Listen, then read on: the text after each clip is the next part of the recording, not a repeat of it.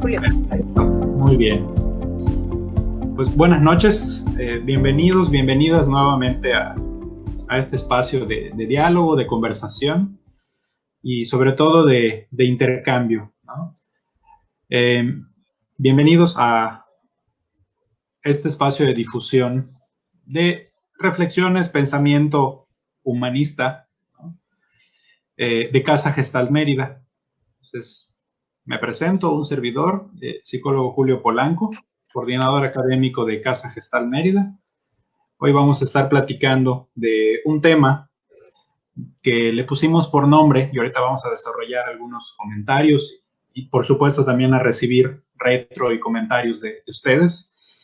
El tema es llamado Soledad y Sufrimiento, hoy más que nunca, ¿no? Y bueno, les dejo también con la directora de Casa Gestalt Mérida, Marisa. Hola, buenas noches. Pues estamos muy contentos de estar compartiendo con ustedes nuestro tercer live, que además de todo creo que nos hace a Julio y a mí reflexionar y volvernos a cuestionar y revisar y también tener un espacio de diálogo entre nosotros y por supuesto el que ustedes hacen posible con sus preguntas, con su presencia y sobre todo pues poder hacer llegar cosas para reflexionar, ¿no? Conceptos, maneras de estar viviendo y como siempre decimos hacer una comunidad, porque en el tema que vamos a tratar hoy me parece que generar comunidad y relaciones es lo que nos va a ayudar mucho a manejar la soledad, por supuesto, y el sufrimiento, ¿no?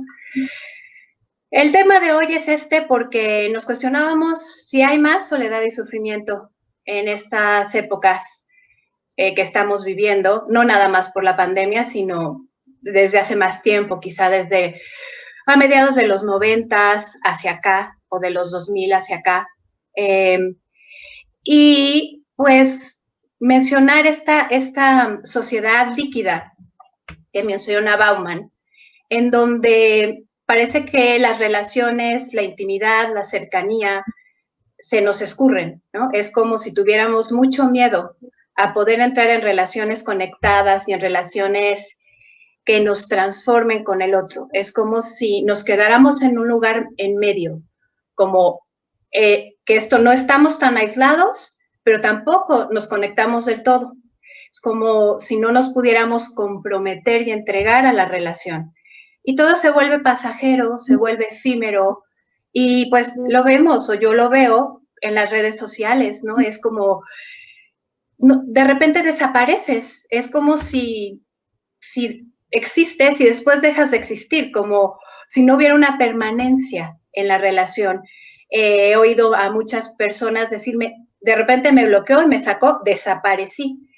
A mí eso me suena mucho a liquidez, a una sensación de no estar con el cuerpo y con el alma conectados con los demás.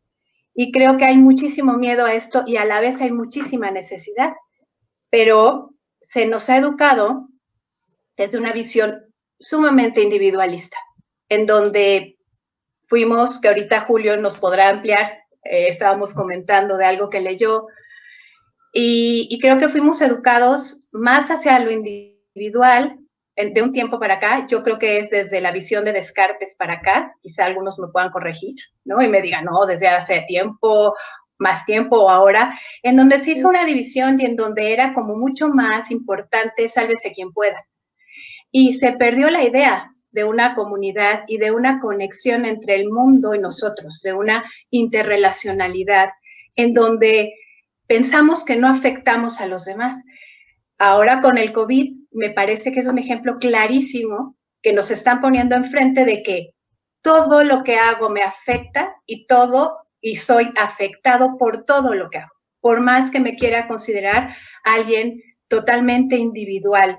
Y como en toda la parte de identidad que se nos hizo creer de yo soy autosuficiente, yo tengo autoestima, yo puedo, toda la parte de la palabra auto, que era como que yo puedo hacer, yo creo que desde siempre fue una idea y en ese sentido pienso que se nos está viniendo abajo esta idea porque estamos viendo que el mundo nos reclama una relacionalidad y un compromiso porque afectamos y somos afectados.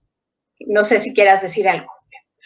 Sí, creo que estamos pagando ahorita las consecuencias de esa promesa que alguna vez hubo, ¿no? De el hombre individual, la persona individual, que pareciera que la cumbre de su evolución fuera la total autodependencia, ¿no? La total autosuficiencia. Y sí, por supuesto que hay todo un contexto. Veo que alguien comenta, Jorge comenta acerca del modernismo y el capitalismo. Sí, esas son algunas de las influencias, ¿no? Que vienen a formar todo un discurso, ¿no? Todo un guión sociocultural y que se traduce en el individuo en esta búsqueda del éxito, de la autosuficiencia, del no necesitar del otro, ¿no? Y tal vez en alguna época esto también era una buena respuesta, ¿ok? O sea, tampoco me gustaría satanizar que todo estuvo mal siempre, no. Creo que también esto era una manera de responder a una época donde la tendencia era como querer homogeneizar todo, ¿no? Que la tradición fuera la única línea sobre la cual toda la sociedad funciona. Entonces, un grito ahí y que vino con una serie de movimientos sociales, políticos, culturales, fue el reclamo del individualismo. Y la promesa era que si le apostábamos a ese individualismo, entonces sí, podríamos ser felices, alcanzar, etcétera, ¿no? Al paso del tiempo, nos damos cuenta que no necesariamente es así, que esto nos ha ido pasando la factura, porque precisamente en esa lucha desmedida por alcanzar el éxito, ¿no? Y por alcanzar la autosuficiencia, entre paréntesis, acompañado también de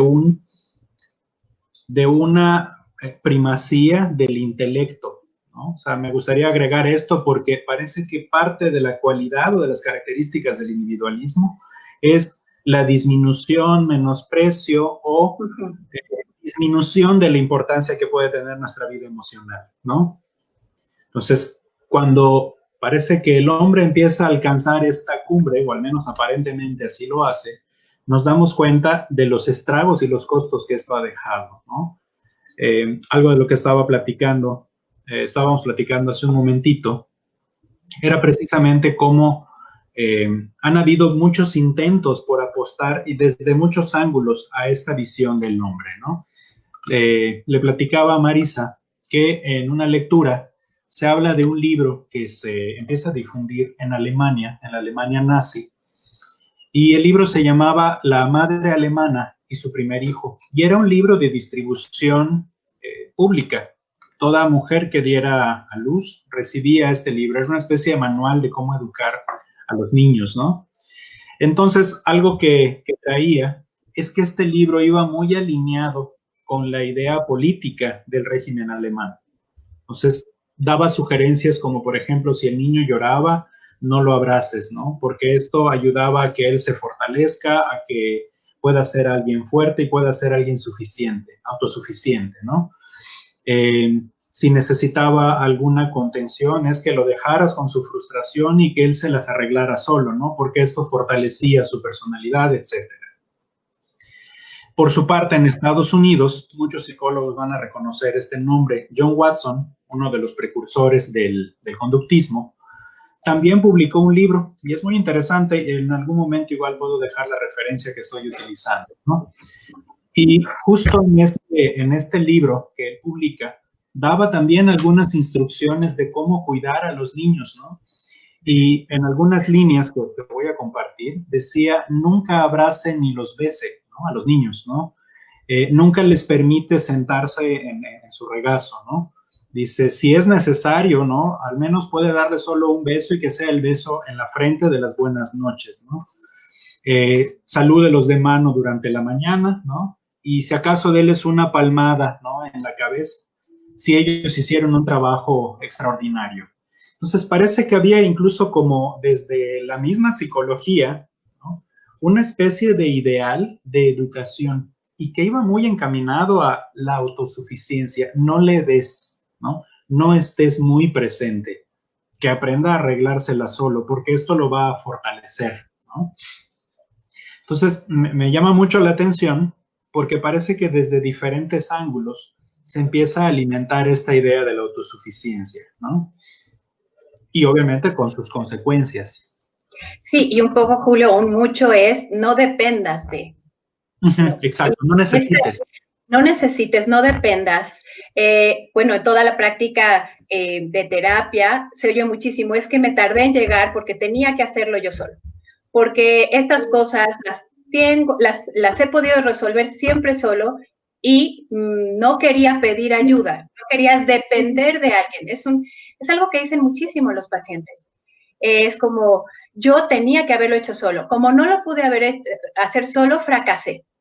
Y esto es una idea, pues, heredada de esta cosmovisión y este paradigma que, como bien dices, Julio, se tuvo que tener y que creo que estamos pasando, como todo en la vida y en la historia, como en un péndulo, ¿no? De pasar de una cuestión en donde no te diferenciabas a una cuestión en la que había que diferenciarse totalmente, sí. Y que ahorita estamos perdidos en cómo nos vamos a volver a relacionar.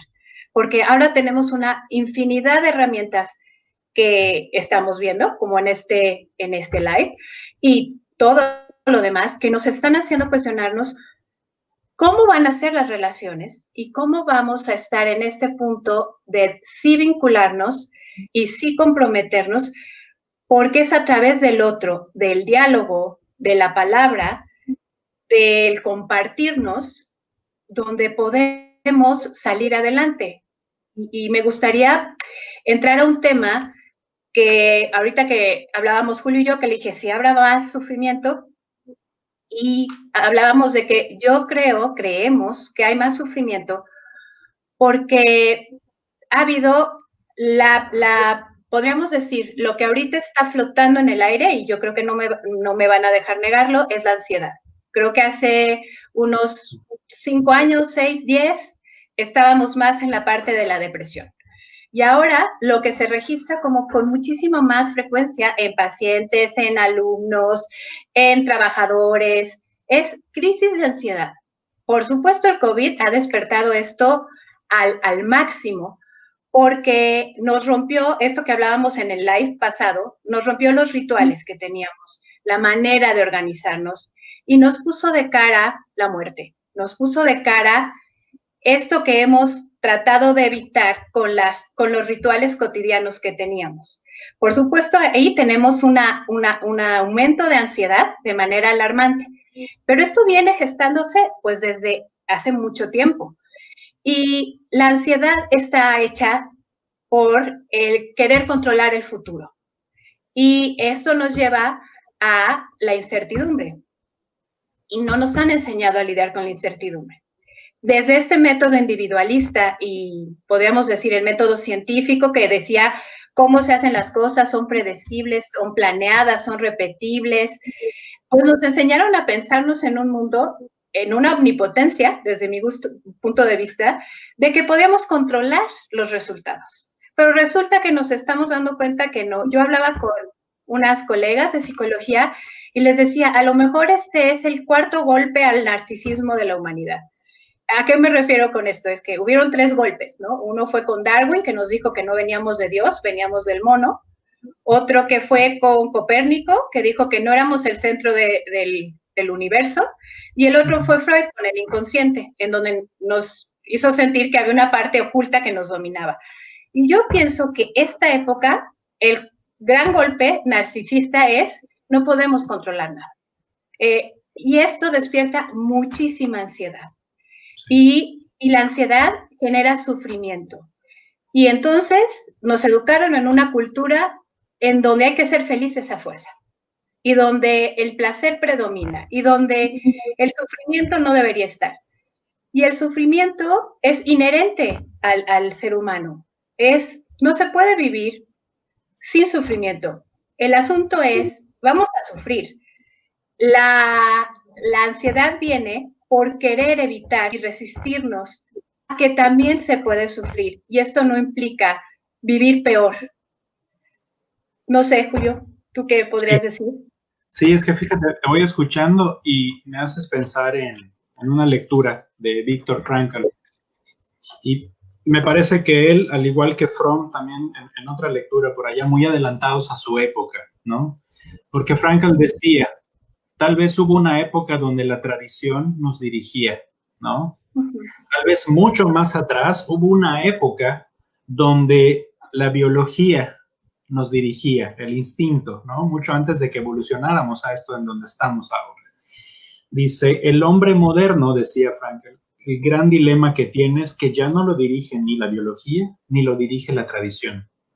Entonces, dice, se encuentra con la terrible angustia e incertidumbre que implica la libertad, ¿no? La posibilidad de elegir, ¿no?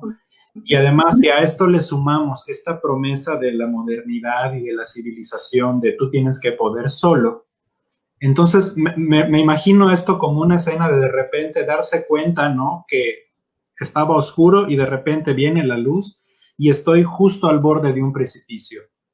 No hay absolutamente nada frente a mí que me dé la certeza de que en el siguiente paso voy a estar en un piso firme. Un piso firme dictado por la biología o por la tradición o por la promesa de poder, por la promesa de control, ¿no? Y de autosuficiencia.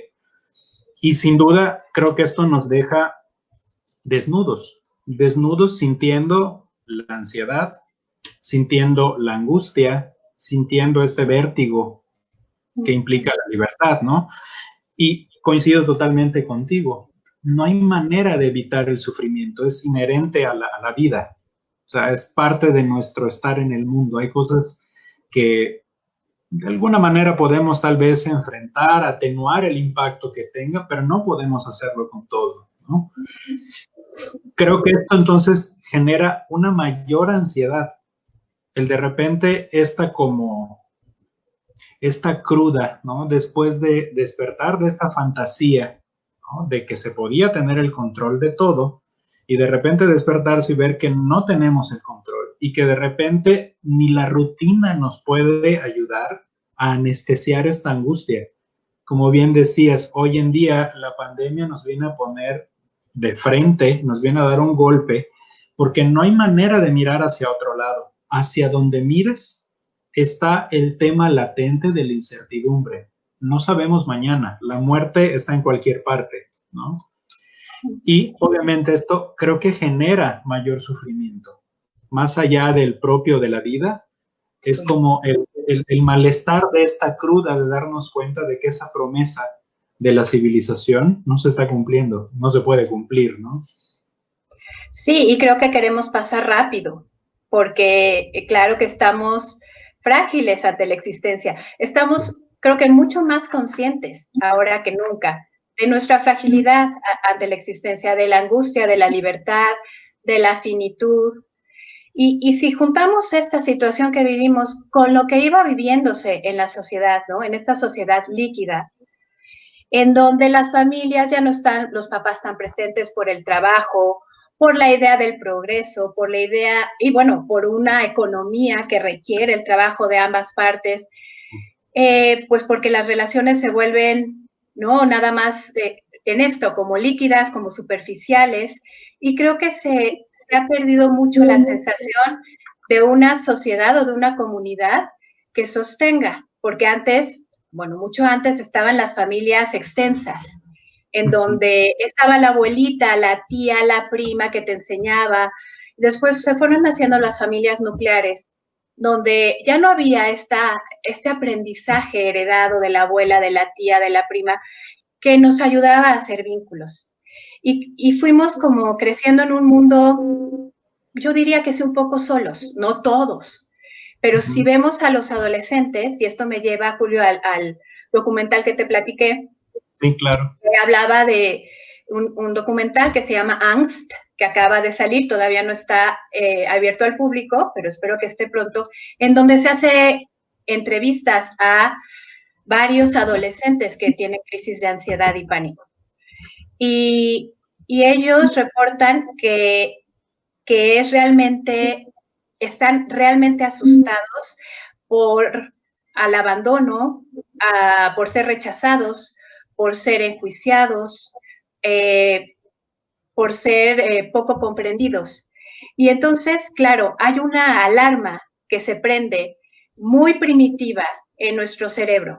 Entonces, cuando estamos asustados, nuestro cerebro, creo que lo dijimos quizá en el primer live, tiene un sistema límbico donde está registrado la emoción más primitiva, la de sobrevivencia. Es todo nuestro sistema simpático se pone a trabajar como si nos estuviera persiguiendo un dinosaurio. Pero la persecución es por este mundo que no nos está sosteniendo, en donde más bien nos sentimos criticados, rechazados, abandonados y con mucho miedo a no pertenecer. Y entonces, cuando pasa esto, es bien interesante la explicación que ellos dan. La parte más animal, la más instintiva, hace que se desconecte el lóbulo frontal, que es el que nos caracteriza a los seres humanos, en donde se puede planear, en donde se puede tomar decisiones, en donde puedes serenarte, en donde puedes como prever más. Entonces, cuando hay ansiedad, nos desconectamos. Y en este documental, al final, les dicen a los adolescentes que qué es lo que les ha hecho poder salir adelante. Fíjense qué interesante, no se menciona nunca la parte farmacológica, que no es que estemos peleados con eso, pero en este documental no se menciona. Y le dicen a los adolescentes que qué les salvó de esta crisis de ansiedad. Y las respuestas que dan es que lo que les salvó es la relación con un alguien que se interesó en ellos, que los escuchó y se quedó, con un alguien con los que pudieron dialogar, porque a la hora de poder poner palabras, nuestro sistema de alerta de emergencia se aplaca y ponemos palabras, que es una función mucho más humana, y entonces podemos manejar mejor la ansiedad. Pero la ansiedad para ellos disminuía y disminuyó gracias al diálogo y al encuentro con los demás. Gracias a esta conexión que entretejía como una relación en donde yo era comprendido, escuchado, y el otro se quedaba y ellos no se sentían ni enjuiciados ni condicionados.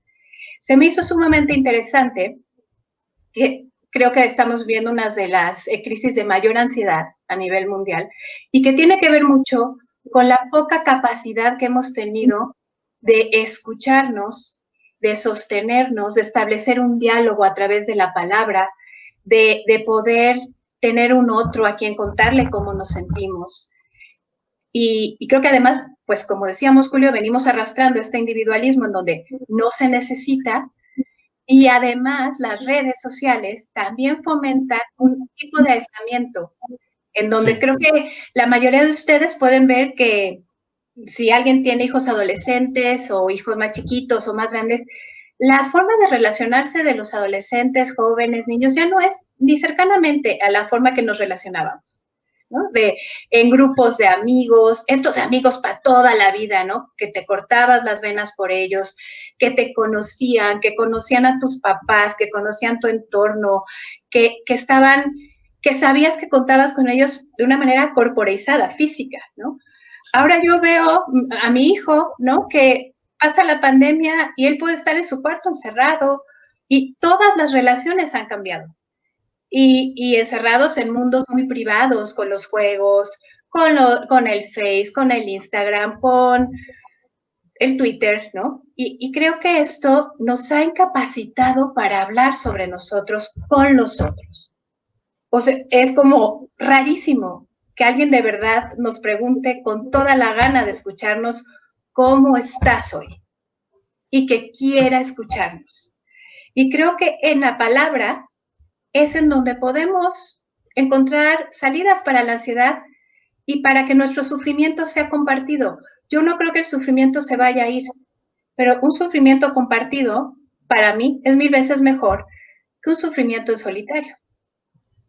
Sí, sí. Y fíjate, es curioso, ¿no? Porque esto que dices del documental me parece que empata muy bien con la visión que hay de la psicopatología en la terapia gestal, ¿no?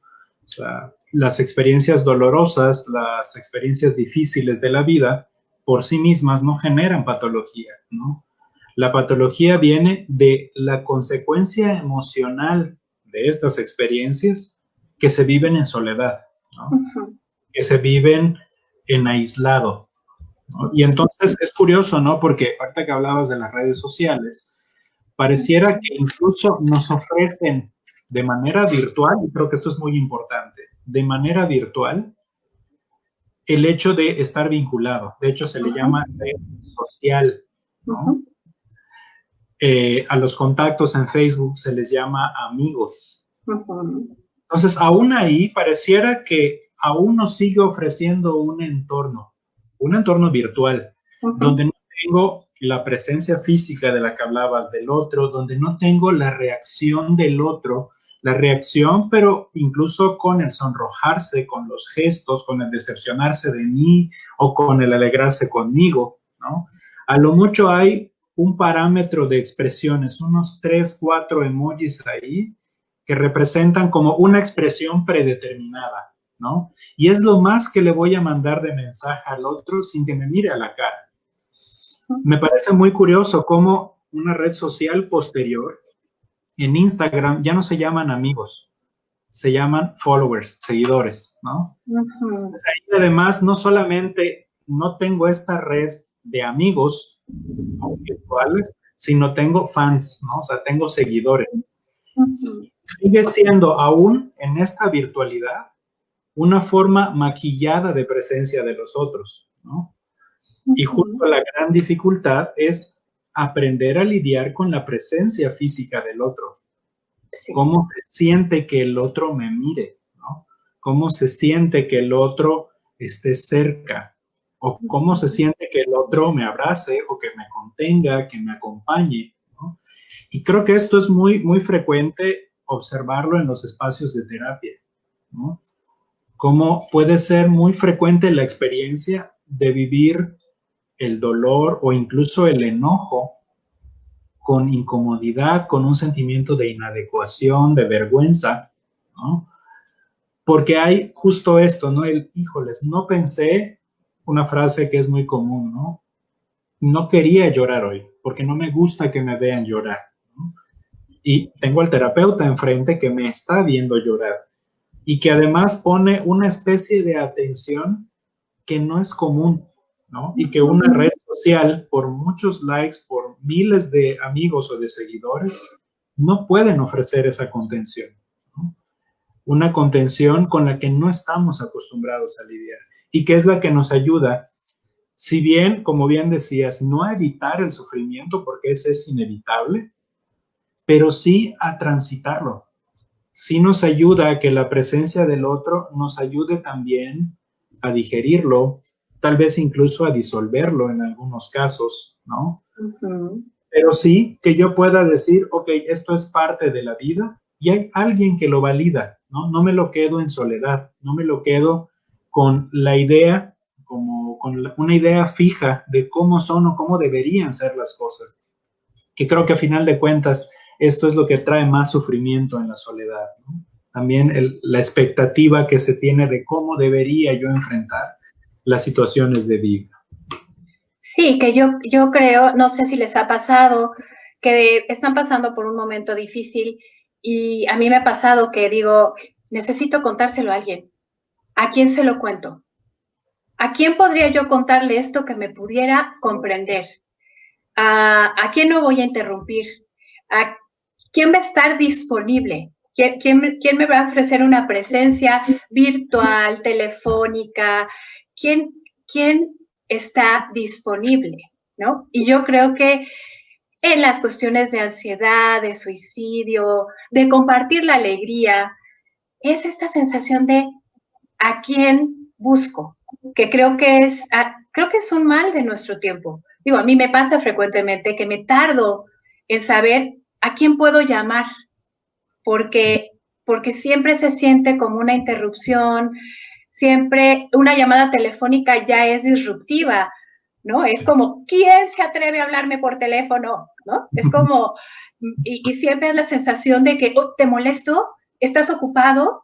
Es, ¿cómo está nuestra disposición para el otro? ¿En dónde está nuestra intencionalidad? ¿Cómo queremos estar para el otro? Porque a mí me parece que de las formas que encontremos, Julio, lo que necesitamos es contacto e intimidad. Necesitamos a un otro sufriente, pero también un otro optimista, porque decía Jackie Martínez en una conferencia que escuché, El acompañamiento y la terapia y las relaciones también tienen que ser optimistas, ¿no? O sea, también podemos fomentar como encuentros y tomas de conciencia más amplias. También tenemos eso. Porque luego también la gente llega a espacios terapéuticos o incluso llega con amigos y dice, pues qué platico si todo me fue bien. Como si eso no se tuviera que decir. Sí, exacto. Como si los espacios nada más fueran para sufrir. Es que creo que hemos perdido la habilidad de compartirnos. La habilidad de estar, la habilidad de escucharnos, algo que era mucho más natural, ¿no? Como que se ha ido perdiendo y creo que hasta ahora nos asusta este encuentro personal. Yo no sé cómo vamos a hacerle después de esta pandemia en el sentido de que, a ver, a mí me parece que como hablábamos en nuestro live pasado, esta opción que tenemos también es una gran opción y también podemos estar en contacto y corporeizados por nuestro lenguaje, porque somos experiencia todo el tiempo. Pero me estaba preguntando, cuando pase esto, ¿habremos perdido la habilidad? ¿No? O sea, habrá gente mucha que quizá, y por muchas cosas importantes y por la facilidad que ofrece el estar en línea, quizá ya no quiere volver a una terapia presencial. Pero ahorita que estoy hablando me preguntaba si ya estábamos perdiendo entrenamiento en las relaciones uno a uno. No sé cómo va a ser después, ¿no? Y algo muy bonito es que hoy escuché también que la terapia, que se supone, la que no es, decían, toda terapia es grupal, ¿no? Porque aunque esté yo con mi terapeuta, estoy con el mundo. Sí, claro. Estoy con el mundo. Entonces, sí. ¿Cómo vamos a hacerle? Mi pregunta como existencial es, ¿cómo vamos a creernos de verdad que somos interrelación? ¿Cómo vamos a creernos que somos prójimos? O sea, que estamos en lo mismo, que nos afectamos, que vamos por la vida afectando y afectándonos con el otro. ¿Cómo vamos a rescatarnos de la soledad? ¿Cómo vamos a ser capaces de estar cómo le vamos a ofrecer a la gente nuestra disposición a estar? Porque eso parece que es lo que más está costando. A mí me parece que la ansiedad flotante tiene que ver con la incertidumbre y con no poder contarle a nadie de esta incertidumbre y con no poder dialogar con nadie de lo que me está pasando y quedarme solo, sufriéndola, ¿no? Y sintiendo que es una experiencia nada más mía y es una experiencia humana, ¿no? Como decía Nietzsche, humana, demasiado humana, que todos compartimos y que pensamos que no. Y cuando encontramos a un otro que comparte con nosotros esto, la vida tiene sentido y es más fácil vivir caminando junto con otro. Sí. Sí, a mí me gustaría pensar, creo que es una parte optimista que le quiero mirar a esta situación que estamos viviendo, que si por un lado hay como esta pregunta que sí me la he planteado de cómo va a ser después, o sea, ¿podremos hacerlo después, no? O sea, ¿tendremos esa capacidad? ¿La podremos conservar? Y por otro lado también creo que hay una parte donde también se deja ver mi esperanza en esto, ¿no? Donde veo esta detención que la pandemia está haciendo como un muy buen espacio para dejar que empiece a hacer ebullición nuestra excitación y nuestras ganas de movernos hacia los otros, ¿no? O sea, me doy cuenta de cuáles son los espacios que extraño, ¿no? Extraño, por ejemplo, ir y dar clases y no frente a la computadora, o sea, estar ahí, la conversación de pasillo, la broma que surge con mis alumnos, ¿no? El de repente acercarnos, hablar de ciertos temas. Entonces, para mí, mi esperanza es esa, que para muchas personas también esté siendo una detención de aguanta un poquito más y deja que estas ganas de buscar la relación, de buscar el vínculo, crezcan un poco más, ¿no?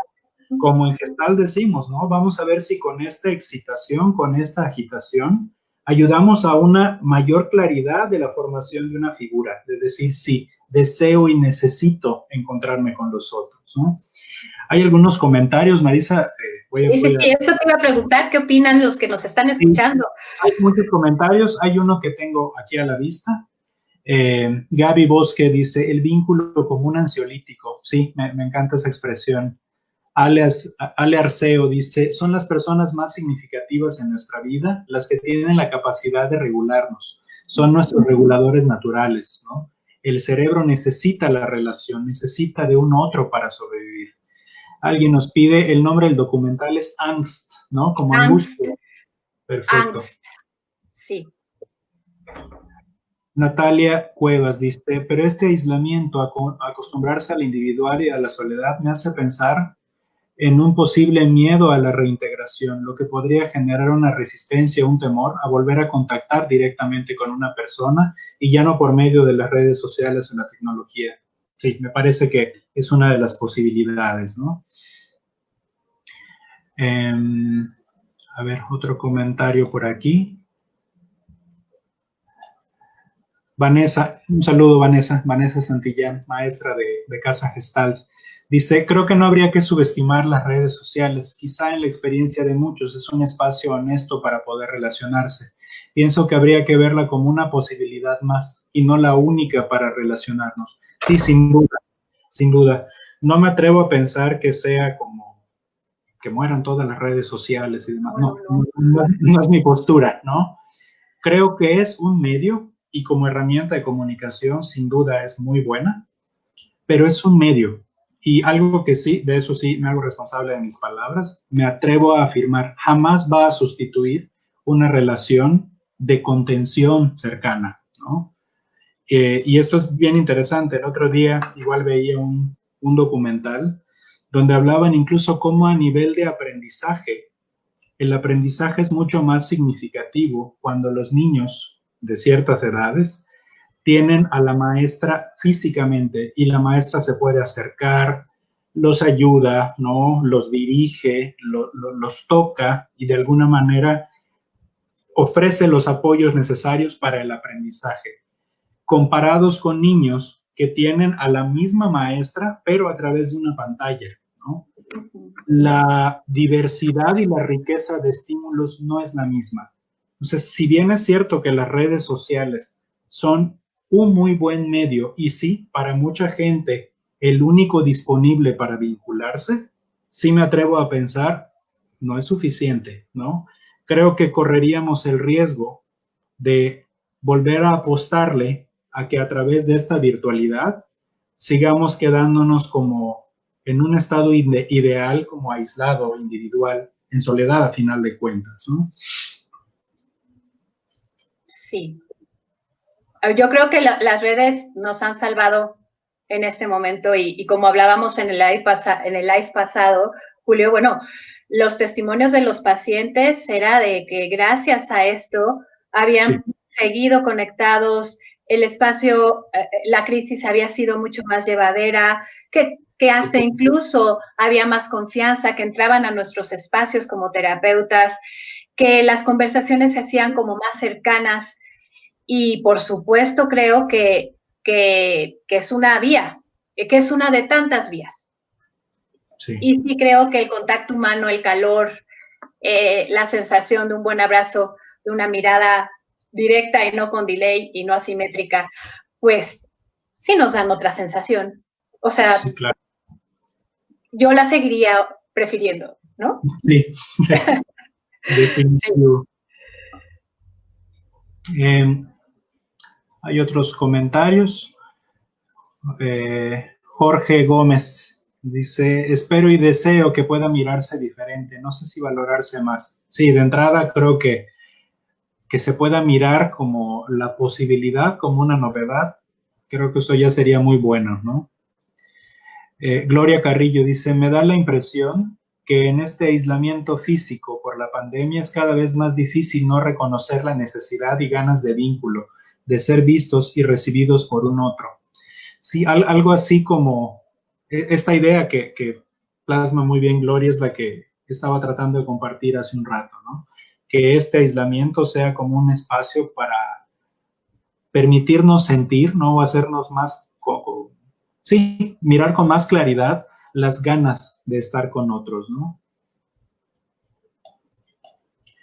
Carlos Sandoval dice, como si el mundo social actual, dice, solo tiene cabida por una virtualidad superficial, lo que limita el contacto, pienso, y se siente como si cada quien estuviese viviendo desde su perfil de redes sociales. Creo eso da una suerte de individualidad como la que comentan, no siempre, pero como si hacía allá, como si así allá se sintieran las cosas. Sí, definitivamente, ¿no? Bien. Ángel Rodríguez dice, no sé si diría que la soledad, el no otro, es lo que causa la patología. Yo pensaría más en una cuestión dialéctica, donde ninguna de las partes es suficiente en sí misma, ni para enfermar ni para sanar, con algunas excepciones, como casos de PTSD.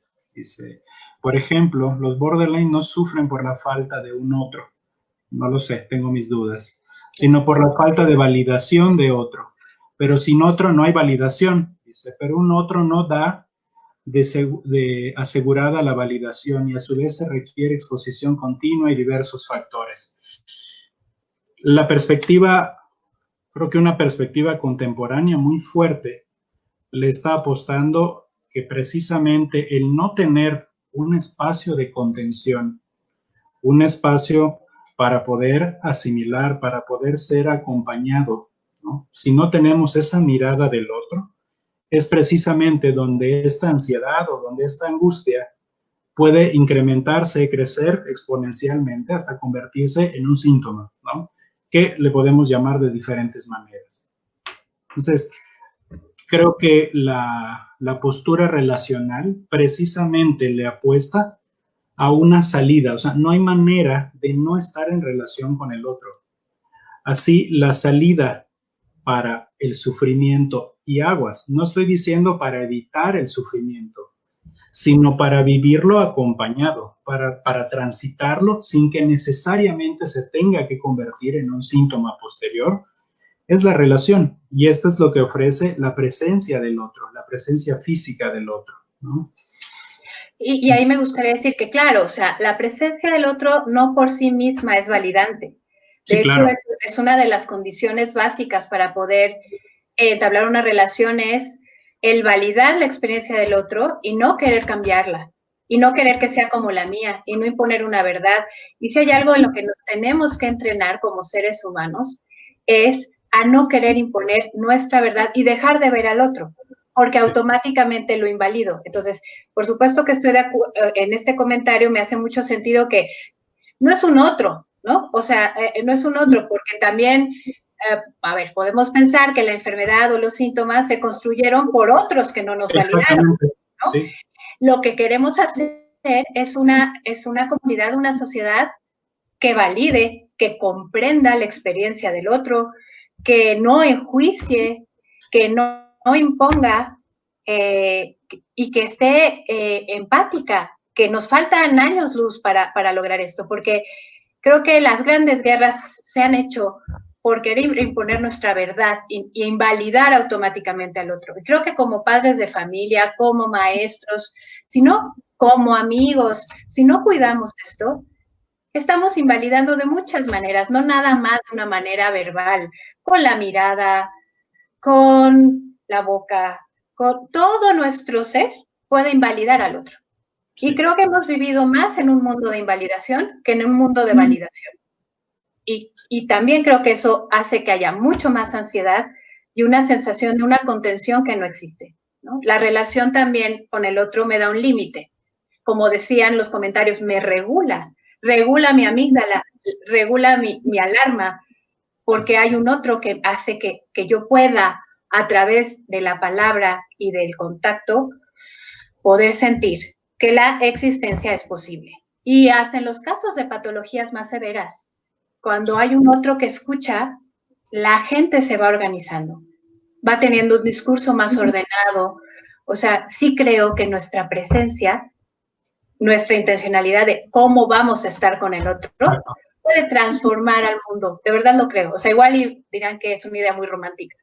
Me gusta pensarlo así. Sí, claro, claro. Sí. No, y fíjate, ahorita que platicábamos y leí este comentario de Ángel Rodríguez, justamente pienso esto, ¿no? Efectivamente, no se trata solo de un otro. A final de cuentas, vivimos en grupo y si el otro por su sola existencia bastara, no estaríamos hablando de esto, ¿no? Porque Sí, no. siempre hay un otro cerca. Lo importante acá es tener en cuenta que esta patología, este sufrimiento, surge de una relación con otro, sin duda, ¿ok? Se mantiene y se perpetúa como una pauta a través de la relación con otro. También eso es cierto, ¿no? Pero justo de lo que estamos hablando es que también en la relación con otro vamos a encontrar formas de actualizar este tipo de sufrimientos, este tipo de patologías, ¿no? Como no solamente es por la presencia física del otro, sino por su forma de estar en relación con, ¿no? El que pueda ser alguien que me mira a mí. Creo que aquí entra mucho la reflexión ética, ¿no? La importancia de mirar al otro en su otredad, ¿no? Como otro que no soy yo, que es diferente de mí, ¿no? Entonces, si podemos tener esa mirada donde validamos la experiencia del otro, donde acogemos el sufrimiento del otro, ahí sí estamos hablando de un tipo de relación que permite esta actualización, que permite poder transitar de una mejor manera, ¿no? A través del sufrimiento. Sí, y como dices, lo que se construye en la relación también se repara en la relación. Sí, no tenemos otra, ¿no? O sea, cuando hay una crisis de pareja, cuando yo he dado terapia de pareja y he tomado terapia de pareja, es con el otro con el que tengo que arreglar lo que estuvo mal. O sea, no lo voy a poder hacer yo sola, nunca. Sí, es exacto. a través de la relación donde voy a reparar las cosas, que toda mi vida, ¿no? Quizá no con la mamá que me hizo algo, pero sí con una figura, con un otro o una otra que yo vaya encontrando en el camino, que me ayude, que me acompañe en los huecos que vamos a ir teniendo siempre, ¿no? Porque nadie es perfecto y todo lo vamos a ir como poniendo en la relación, ¿no? Sí. Sí. Algunos comentarios aquí. Pam González dice, esta etapa de la contingencia nos invita mucho a interiorizar y a ver a quién realmente le interesamos y viceversa, y quién realmente queremos ver y estamos con el pendiente de. Es compleja, dice, porque hay mucho juicio y a la vez mucha empatía. Y sí, definitivamente el compartir el sufrimiento libera mucho a la ansiedad y el saber que no estamos solos y que no somos los únicos sintiendo tal o cual cosa, que hay más como nosotros, ¿sí? La idea de saber que otras personas transitan por esto, para empezar, me hace saber que no lo estoy viviendo solo, ¿no? Me hace ver que esto nos está impactando a todos y que hay muchas cosas de este impacto que son comunes. Y también me recuerda que pertenezco a un grupo. De entrada ahí es como un primer paso para empezar a salir de esta soledad, ¿no? Gaby del Bosque dice, se necesita de un otro sensible, por supuesto, totalmente, ¿no?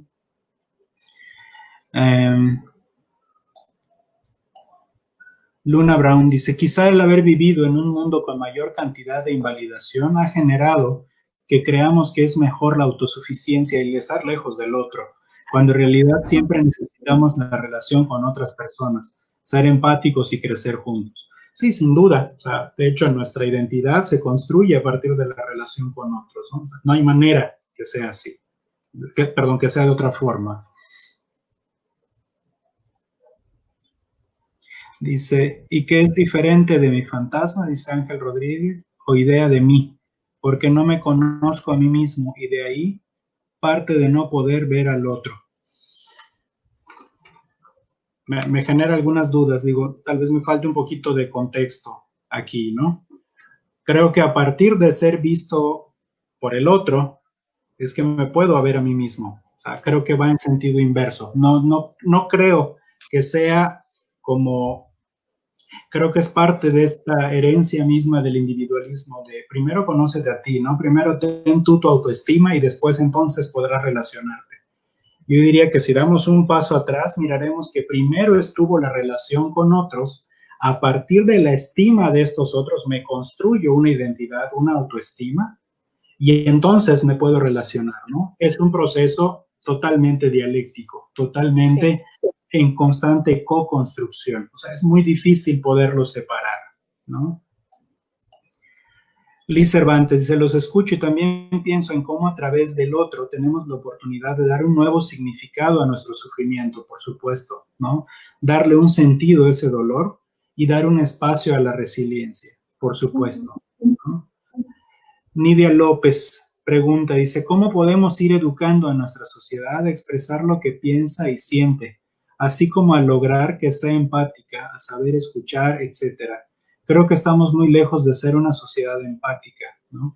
Fuera de los lugares que brindamos los psicólogos o psicoterapeutas, ¿cómo podríamos ir reforzando esto? Muy buena pregunta.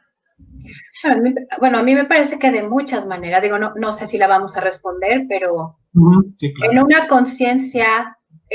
una conciencia como mucho más reflexiva de cómo estamos con los más próximos. ¿Fue Nidia la que preguntó? Sí. Sí. ¿Cómo voy a estar con el otro? Con el que tengo al ladito de mí, pero en todos lados. En la fila del súper, con mis hijos, con mi esposo, con mi pareja, con mis alumnos, con mis amigos. ¿Cómo voy a estar? O sea, creo que tenemos que tener una conciencia cada vez mayor de crear relaciones de empatía y de validación constante en el día a día, ¿no? Nos asombramos mucho cuando alguien en el súper nos dice, a ver, yo tengo un artículo y yo tengo un carrito lleno, ¿no? Y le puedo decir al otro, pase, que usted se va a tardar 1 minuto y yo me voy a tardar 20. Y eso nos hace sentir como si nos hubieran hecho un gran regalo, y nos dieron un gran regalo. Y entonces, en nuestras acciones cotidianas, con los más cercanos, ir creando poquito a poco un lugar mejor con estas actitudes de empatía, de aceptación, de respeto, de validación. Yo creo que es un quehacer diario y es con que vayamos abriendo y ampliando la conciencia de uno o dos, esto se puede ir haciendo mucho mayor, ¿no? Ese es como yo creo que se puede ir haciendo. Sí, pienso como en nuestros círculos inmediatos, ¿no? Hay un libro por ahí de Jean-Marie Robin, me gusta mucho el título, dice, el cambio social empieza entre dos, ¿no? O sea, más allá de hablar de la sociedad como un colectivo gigantesco y tratar de cambiarlo desde ahí, que sí, sería fabuloso y estaría muy bien y sería muy interesante que puedan haber cambios en esa dimensión, ¿no? Pero justo coincido contigo en esto, Maris, es como a quienes tengo cerca, ¿no? Y de entrada pienso, si soy papá, con mis hijos. Sí, claro. Y esto ya es un acto político, ¿no? Porque ellos se relacionan con otros niños, con otras personas, ¿no? No solamente con mis pacientes, sino con mis amigos, con personas cercanas con las que convivo, etcétera, ¿no? Es un empezar a tener esta mirada ética, ¿no? A empezar a mirar al otro como parte importantísima de mi contexto y de mí, ¿no? Sí. Creo que solamente a través de eso, bueno, estaremos entonces haciendo esta labor y este trabajo me atrevo a decir, es un trabajo político, ¿no? Porque tiene impacto en otros, no se queda solo en mí. No, bueno, digo, mencionando a Carl Rogers, que es un teórico y un práctico que revisamos mucho en la maestría de psicoterapia Gestalt.